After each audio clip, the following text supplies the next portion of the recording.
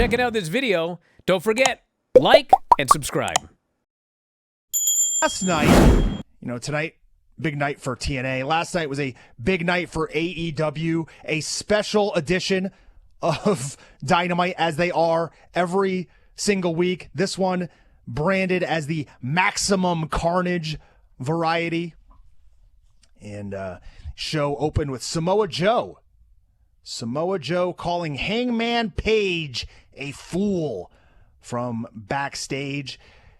He said that he wanted to take out Hangman Page, and he took inspiration from the Wild West movies of the past. He put out a bounty on Hangman, to which Brian Keith, the bounty hunter, no longer a bad apple, the bounty hunter back in action, Brian Keith was looking to collect. We then had Darby Allin take on Pac. This match has been set up for realistically months, a year, as Darby Allin has been going through all of the Death Riders. The one man who has eluded his grasp was Pac, who he assaulted last week in order to get this match and threatened his life, to which there was no recourse from Tony Khan. But I digress. Darby dove on a Pac during the entrance. They went in the crowd. Darby did a coffin drop from the balcony into the pitch dark, but he landed on Pac at that point. So Darby charges Pac near the ring, and he eats the barricade and gets suplexed. Then Pac did the damnedest thing I've ever seen in my life. He takes the steps, he pulls him away from the ring, and he has the side that you walk up exposed. And he grabs a hold of Darby Allin. He locks him up from the front with a bear hug, and he hurks this guy over his head, sends him flying spine first onto the exposed steel steps. I screamed in horror, and then I remembered it's Darby Allin. So this guy's going to get killed 10 more times like this in this match. The match hadn't even started. Paul Turner rings the bell. Pac lariats him. Pac slingshots him face first in the rope. Pac belly to bellies him into the buckle this time. Then belly to bellies him off the top rope. Then awesome bombed him from the ring onto the ramp. Pac made a fatal error, though.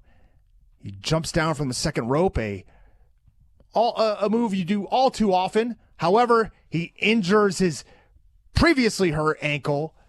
Darby rushes him, gives him a coffin drop from the top to the floor. Another one from the top onto Pac on the apron. Then Paul Turner got crushed in the corner as Pac pulled him in front of Darby. Darby locked on the Scorpion Deathlock. Pac signals for help from the back.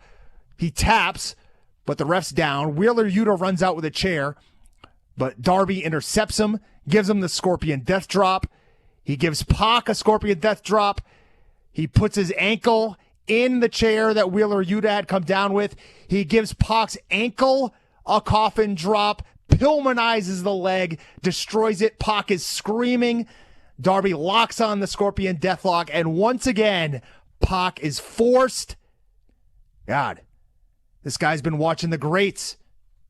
He knew what to do. Just like John Cena, Pac tapped out. He gave up.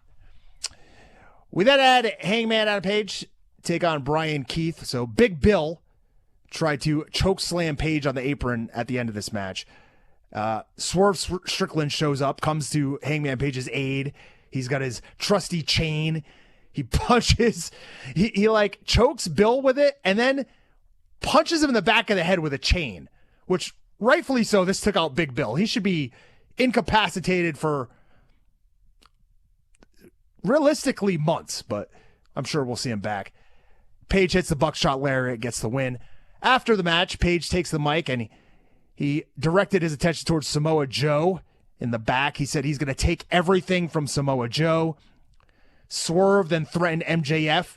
He said if MJF retains the title, he and Hangman, will be going after MJF and the belt.